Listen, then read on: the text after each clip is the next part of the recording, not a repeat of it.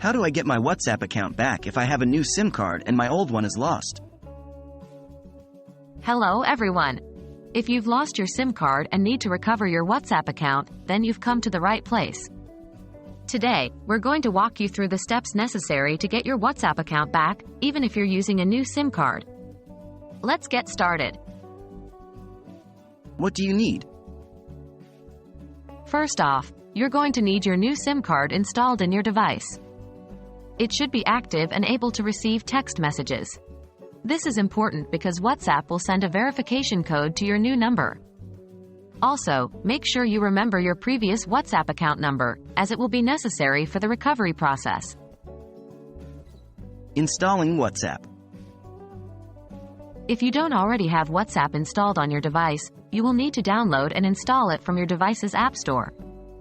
Once you've installed the app, open it and it will prompt you for your phone number. Inputting your old number. In the number input field, make sure to input your old number that is associated with your lost SIM card. This is the number your WhatsApp account is linked to, and it's crucial you use this number and not your new one at this point. Verifying your number. Next, you will be asked to verify your number. At this stage, it's crucial to note that you won't be able to receive the verification text, as the SIM associated with that number is lost. Don't worry. Just wait for the timer to run out, which will enable the Call Me option. Choose this option.